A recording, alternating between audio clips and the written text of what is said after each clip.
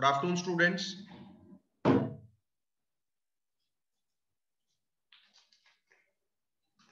Students, good afternoon.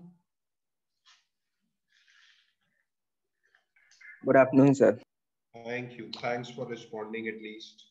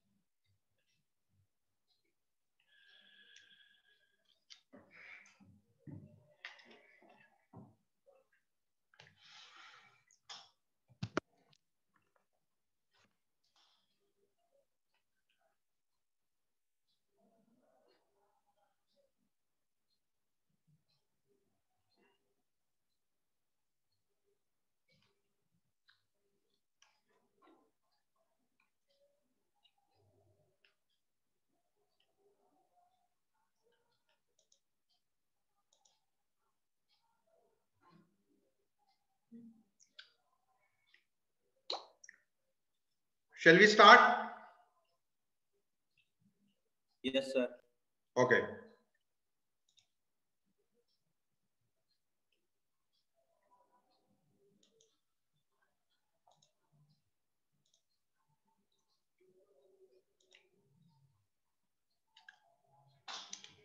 Okay. So, in the previous two lectures, what we have seen is कि transaction होता क्या है और basically transaction की properties क्या होती हैं. So there are 4 properties of transaction. We call it as asset properties. And atomicity, consistency, isolation, durability. And then we have gone through the state diagram of transaction. ये हम देख चुके हैं. ठीक है. There are in all 5 stages: active, partially completed, failed, aborted और fully complete, committed. ठीक है. और प्रीवियस लेक्चर में मैंने आपको थोड़ा सा कंकरेंसी के बारे में बताया था और यहाँ पर क्वेश्चन भी लिखा हुआ है, why concurrency is needed. So first of all we need to understand what is concurrency. तो मैंने आपको बताया था कंकरेंसी का मतलब होता है जब एक ही समय पर एक से ज्यादा ट्रांजैक्शंस को एक ही डेटा आइटम को एक्सेस करना है तो उसको हम कंकरेंसी कहते हैं. अब इसके फायदे भी हैं और नुकसान भी है. फायदा क्या है, यहां पर लिखा हुआ है. फायदा है कि उससे थ्रूपुट बढ़ जाए. थ्रूपुट का मतलब होता है कि एक ही चीज को बहुत सारे लोग एक साथ एक ही समय पर यूज कर पाएंगे, तभी तो फायदा होगा. रिसोर्सेज का यूटिलाइजेशन अच्छा होगा, लोगों को वेट नहीं करना पड़ेगा. But there is a problem also. जब एक साथ एक ही समय पर बहुत सारे लोग काम करेंगे तो उससे कुछ इनकंसिस्टेंसी भी आएगी. और मैंने आपको इनकंसिस्टेंसी का कांसेप्ट भी बताया था. मैंने जब आपको अगर याद आ रहा हो, मैंने कहा था कि एक ही समय पर एक से ज्यादा ट्रांजैक्शन एक ही डेटा आइटम पे क्या करेंगे. तो मैंने आपको बताया था 2 तरीके के ऑपरेशन होते हैं, रीड या राइट. और प्रॉब्लम तब होगी जब 2 में से एक कम से कम राइट हो. ठीक है, तो प्रॉब्लम तो होगी. अब जैसे हमारी क्लास है, अभी हम पूरी क्लास में मैं बोल रहा हूं और आप सब सुन रहे हैं, तो उसमें कोई प्रॉब्लम नहीं है. You are simply listening. तो आप रीड कर रहे हो, जो मैं बोल रहा हूं उसको आप रीड कर रहे हो. प्रॉब्लम तब होगी आपने कुछ बोला, मैंने कुछ समझा और मैंने कुछ बोला। हो सकता है अभी जैसे जूम पे है तो जूम में तो कई बार लैग हो जाता है। हो सकता है आपने जो बोला वो मुझे सुनाई नहीं दिया और मैंने उसको ओवरराइड कर दिया या उसको सुना नहीं and I started something else. So these are the problems related to concurrency. मैं आपको एक सिंपल सा एग्जांपल देता हूं। मान लीजिए आईआरसीटीसी एक वेबसाइट है, एक डेटाबेस है, ठीक है। हालांकि होता नहीं है आईआरसीटीसी में, बट से फॉर एग्जाम्पल आज रात को 8 बजे मथुरा से लखनऊ जाने वाली एक ट्रेन है, ठीक है। और उसमें क्या है कि एक पर्टिकुलर क्लास, मान लीजिए सेकंड टायर, मतलब वो सॉरी 2 टायर एसी है ना, सेकंड एसी की एक ही सीट अवेलेबल है, ठीक है, कोई बात नहीं। अब मान लीजिए आप ही की क्लास के 2 बच्चे मैं देख पा रहा हूँ, समर्थ और अभिषेक, एक का रोल नंबर 51, एक का 5। दोनों ने एक ही समय टिकट बुक कराने की कोशिश की, एक ही टिकट है। अब मान लीजिए अगर कुछ सिस्टम की कंफ्यूजन के तरफ से अगर मान लीजिए दोनों को ही टिकट बुक हो गई तो क्या होगा? तो ये तो पॉसिबल ही नहीं है, यानी कहीं ना कहीं आपका सिस्टम इनकंसिस्टेंट हो चुका है। So this is the problem with concurrency. बाकी फायदे तो बहुत सारे हैं। तो अब इसको हम एक एग्जांपल के थ्रू देखते हैं। Please look at this very carefully. अभी तक मैंने आपको ट्रांजैक्शन बताया था कि व्हाट इज अ ट्रांजैक्शन। तो ट्रांजैक्शन क्या होता है? Transaction is a one complete logical unit of work. अब ट्रांजैक्शन से ऊपर भी एक चीज होती है, वो क्या होती है? वो होती है शेड्यूल। वो होती है शेड्यूल। तो एक जो शेड्यूल होता है उसके अंदर मल्टीपल ट्रांजैक्शन हो सकते हैं। जैसे कई बार होता है ना, जैसे कोई बहुत बड़ा आदमी होता है, जैसे मान लीजिए नरेंद्र मोदी जी हैं, तो नरेंद्र मोदी जी बोले कि कल का मेरा शेड्यूल क्या है। तो शेड्यूल हो सकता है उनको पहले अपने घर से एयरपोर्ट जाना हो, एयरपोर्ट से उनको मान लीजिए गुजरात जाना है, गुजरात से फिर उसके बाद उनको वेस्ट बंगाल जाना है, वेस्ट बंगाल से फिर दिल्ली जाना है। तो ये पूरा शेड्यूल और उसके बीच में छोटे छोटे मेन काम है जिसको आप एक लॉजिकल यूनिट वर्क कह सकते हो, दैट इज ट्रांजैक्शन। भाई गुजरात जाना अपने में एक ट्रांजैक्शन है, उसके अंदर बहुत सारे लोगों से मिलना होगा, बहुत सारे इनॉग्रेशंस करने होंगे, मीटिंग्स करनी होगी, लाइक वही। सो सिमिलरली अगर आप यहां ध्यान से देखो, सो देयर आर 2 ट्रांजैक्शंस, ठीक है। एक ट्रांजैक्शन T1 है और एक ट्रांजैक्शन T2 है। इसको ध्यान से देखना, जब तक ध्यान से नहीं समझोगे क्लियर नहीं होगा, मैं बार बार बता रहा हूं। ओके, सो ये T1 एक ट्रांजैक्शन है, ये T2 एक ट्रांजैक्शन है। जब ये दोनों काम पूरे होंगे, जब ये दोनों T1 और T2 पूरे होंगे तब जाके कहेंगे शेड्यूल पूरा है। अब दोनों T1 T2 पूरे होने का क्या मतलब है? दोनों पूरे T1 T2 होने का मतलब ये है कि दोनों पूरे T1 T2 होने का मतलब ये है कि T1 की जितनी इंस्ट्रक्शंस है और T2 की जितनी इंस्ट्रक्शंस है सारी एग्जीक्यूट होनी चाहिए। अगर मान लीजिए T1 के, अभी आप देखो T1 की कितनी इंस्ट्रक्शंस हैं, 1 2 3 4 5 6। अगर इसकी 6 में से एक भी रह गई तो इसका मतलब वो ट्रांजैक्शन कंप्लीट नहीं हुआ। जब तक पूरी नहीं होंगी we can not say that this transaction is completed. And at the same time for T2 there are total 3 instructions. जब तक वो तीनों कंप्लीट नहीं होंगी तब तक आप ये नहीं कह पाओगे कि आपका ट्रांजैक्शन कंप्लीट हुआ। और शेड्यूल की अगर मैं बात करूं, जब तक T1 और T2 पूरा नहीं होगा तब तक हम नहीं कह पाएंगे कि ये पूरा कंप्लीट हुआ। This is one thing.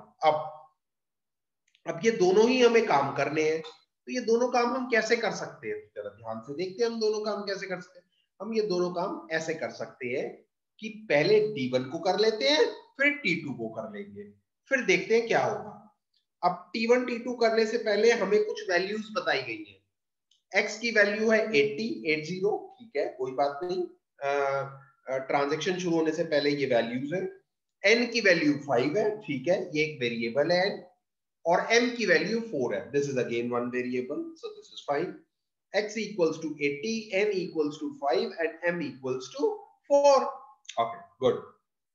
x की वैल्यू 80 थी, हम T1 की बात कर रहे हैं, तो x की वैल्यू में हमने n को माइनस कर दिया, तो x की वैल्यू में n को जब माइनस करेंगे तो x की वैल्यू कितनी हो गई 75। लेकिन अगर आप ट्रांजैक्शन के स्टेट डायग्राम को देखो तो ये अभी पूरा कंप्लीट नहीं हुआ। x equals to x minus n जो 80 से 75 हुआ है, हम इसको कंप्लीट नहीं कहेंगे, हम इसको पार्शियली कंप्लीट कहेंगे। Let me show you by the help of this diagram. This is start हुआ और वैल्यू कोई अपडेट हुई, लेकिन अपडेट वाली वैल्यू हम उसको पार्शियली कंप्लीट मानते हैं। तो ये वाला डायग्राम आपने समझाया था कल। That is what I am saying. तो ये पार्शियली कंप्लीट है।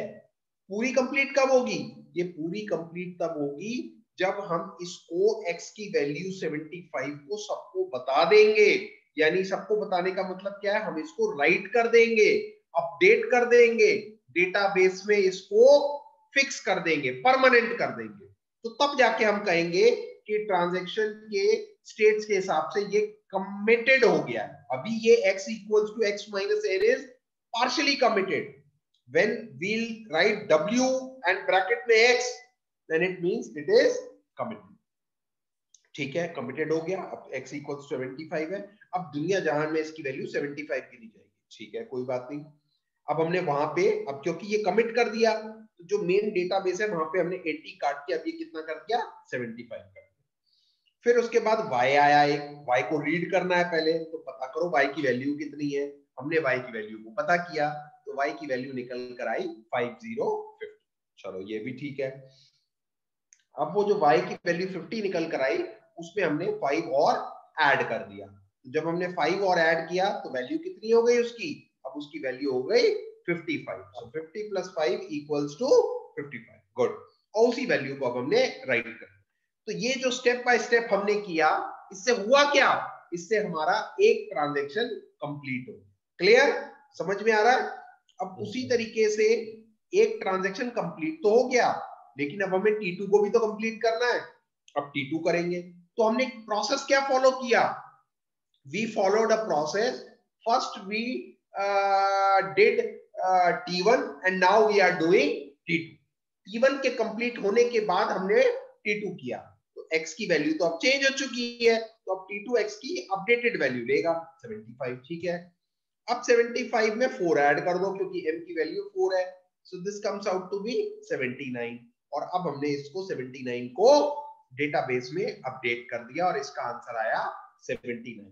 अब मुझे ये बताइए, ये जो हमने काम किया, क्या ये कंकरेंसी है? No sir. नो। क्यों? क्योंकि सर दोनों एक साथ में वो और नहीं कर रहे हैं। Very good, very good, I am very happy. This is not at all concurrency.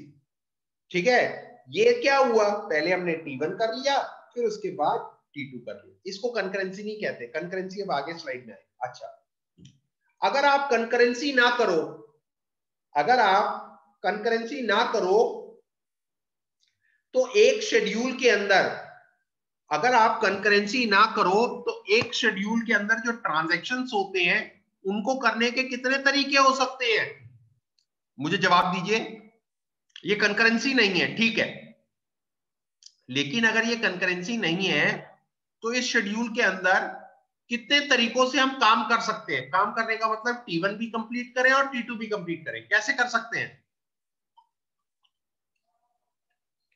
दो तरीके से कर सकते हैं। जैसे T2 करें या T1 करें। Very good, very good. तो अभी हमने किया पहले T1 फिर T2। इसका एक और तरीका हो सकता था, पहले T2 या T1। दोनों में ही कोई गड़बड़ नहीं है, दोनों ही परफेक्ट है। अभी तो मान लो ये दो थे, तो आपने बताए दो तरीके। अगर मान लो तीन होते तो कितने तरीके होते? अगर एक शेड्यूल में 3 ट्रांजैक्शन होते तो कितने तरीके होते?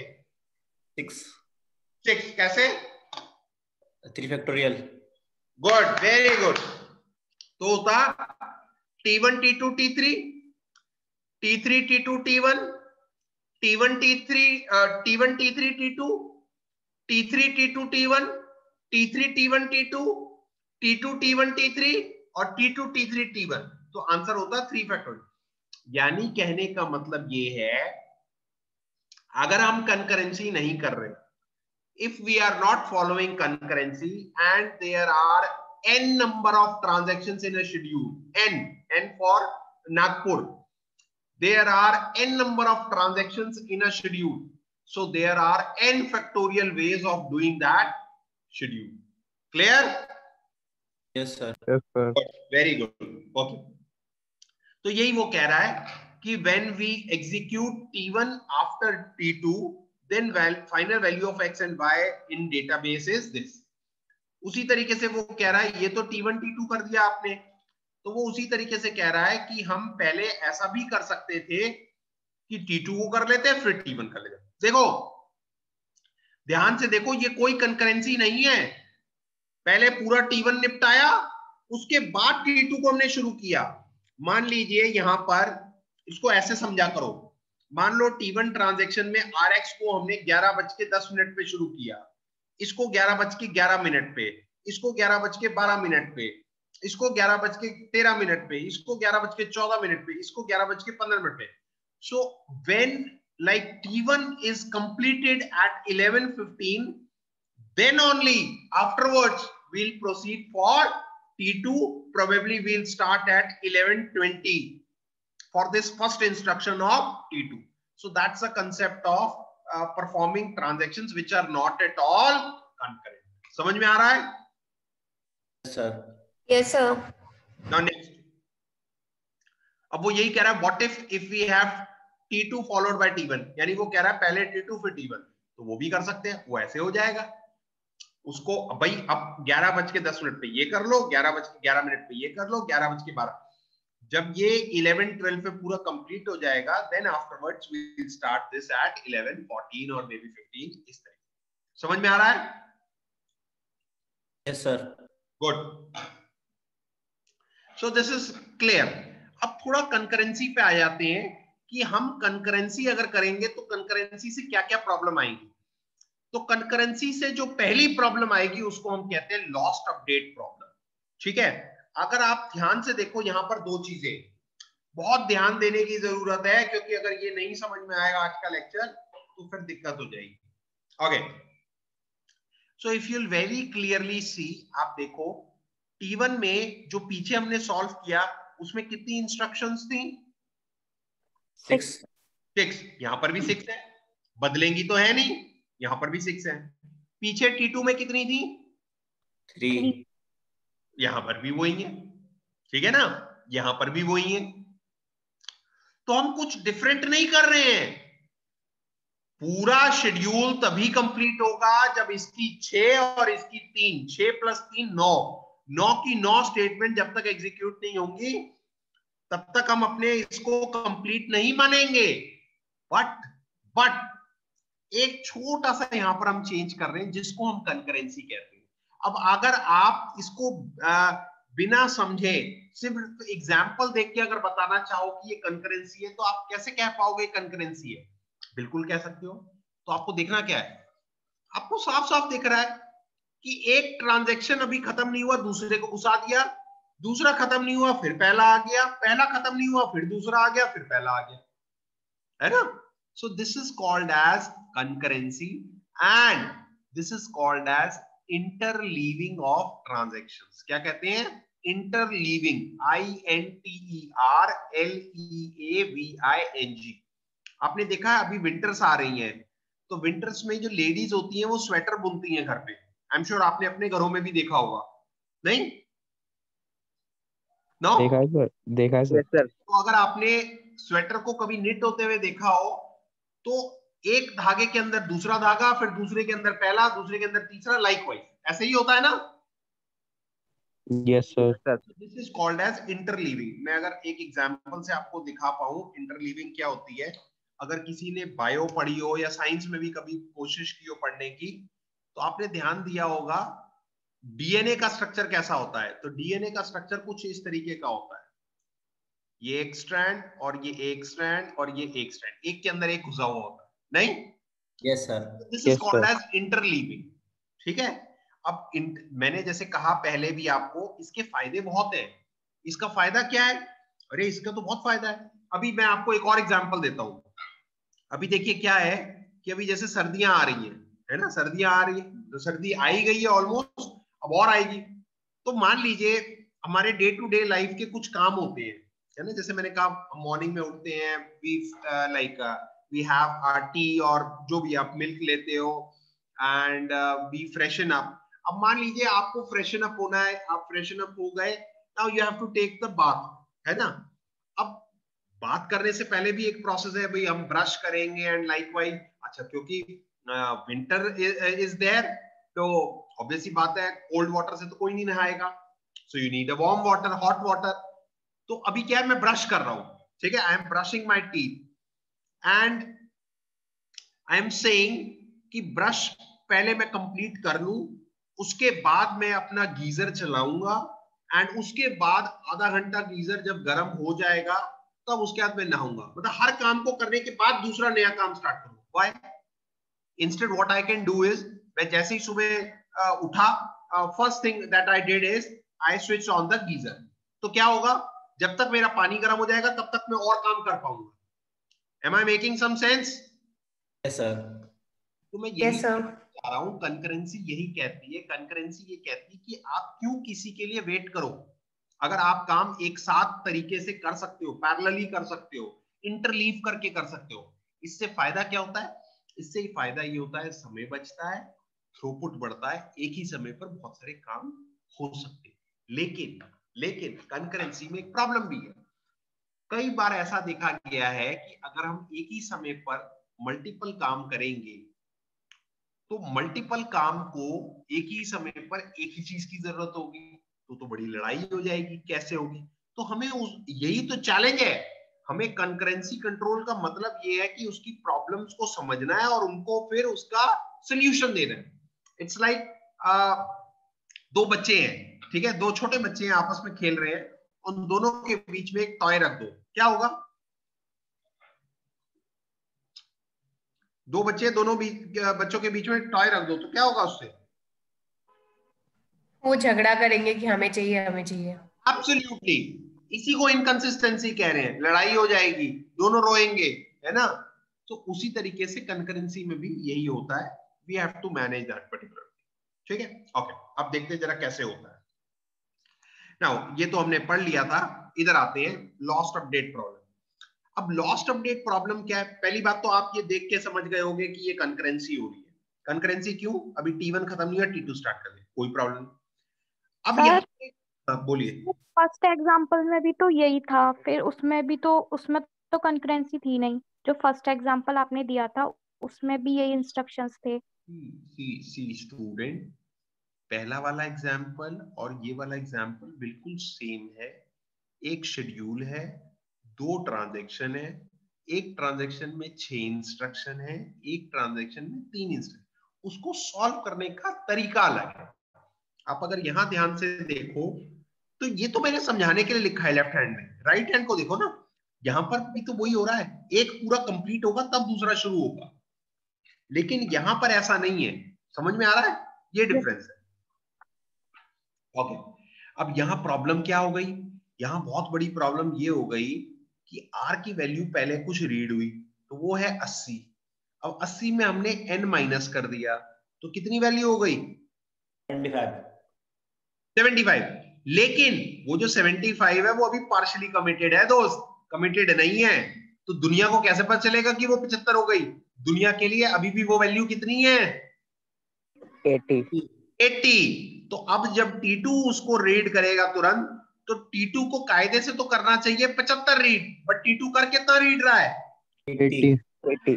इसी को इनकंसिस्टेंसी कहते हैं, और यही एक प्रॉब्लम है जिसको हम कहते हैं लॉस्ट अपडेट। यानी कि T1 ने जो x की वैल्यू को अपडेट किया वो T2 से खो गई। समझ में आ रहा है कि नहीं? सर आ रहा है। ठीक सर। साफ साफ लिखा है, two transaction accessing the same database items having their operations interleaved in a way that makes the data item incorrect। ठीक है, तो अब ये जो x की वैल्यू यहां पर 75 कर दी गई थी, बट यहां पर तो वो अभी भी 80 है, तो वो जो उसने मेहनत की वो अपडेट उसका लॉस हो गया। ठीक है, अच्छा फिर अब क्योंकि यहाँ 80 है, तो 80 में यहाँ 4 जोड़ दो m, तो ये कितना हो जाएगा? 84। कोई बात नहीं, लेकिन यहां पर WX कितना है? 75। यस, यहां पर तो वो 84 कर चुका है और यहां पर 75%, क्योंकि ना इसने अपडेटेड वैल्यू इसको बताई, ना इसने अपडेटेड वैल्यू इसको बताई। तो सब अपना अपना कर रहे हैं अपने हिसाब से, अपनी मर्जी का, अपने ट्रांजैक्शन को देख रहे हैं, अपने घर में देख रहे हैं, दूसरे घर नहीं देख रहे। So this is not done.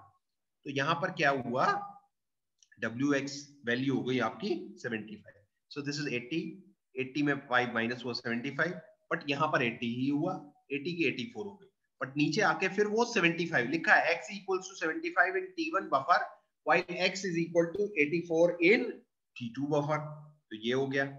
तो यहां पर हमने इस तरीके से, लेकिन अब क्योंकि हमने राइट ऑपरेशन कर दिया है फाइनल, तो हमें ऑपरेशन तो फिर इसकी वैल्यू 75 करनी पड़ेगी। तो यानी T2 गड़बड़ चल रहा है, T1 तो फिर ठीक है ना। बट T1 की रिस्पॉन्सिबिलिटी थी कि ये जो WX है ये इसको ऊपर करना चाहिए था और उसके बाद इसको रीड करना चाहिए।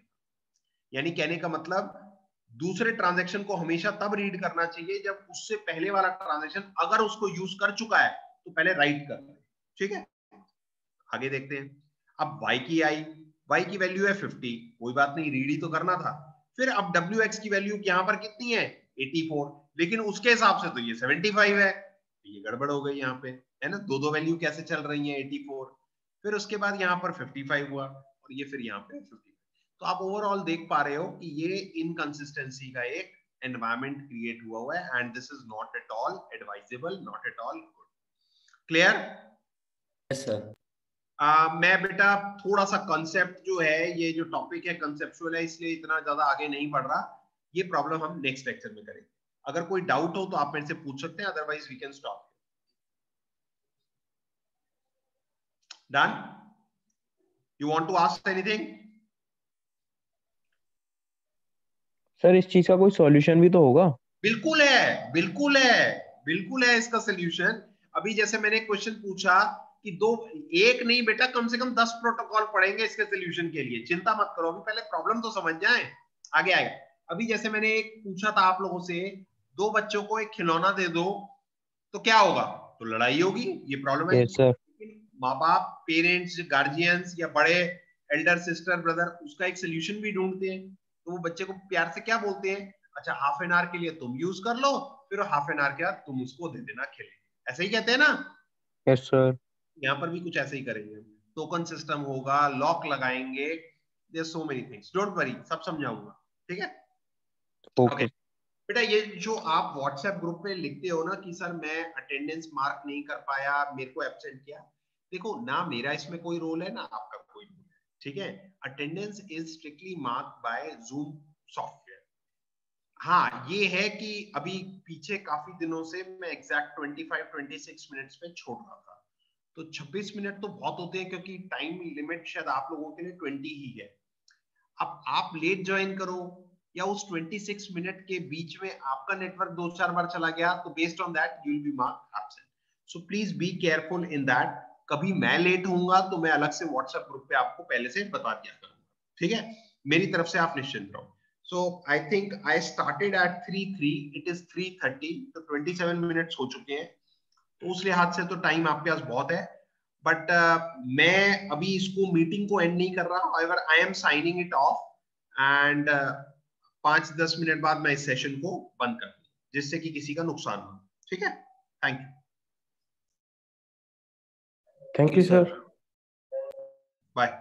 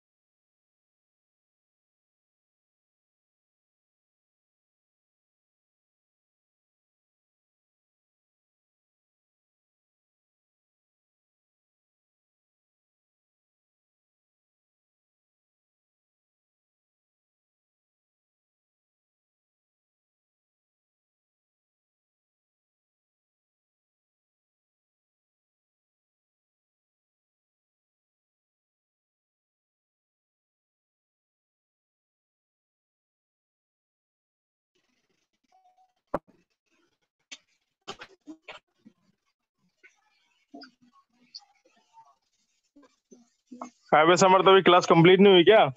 लेट आया था क्या?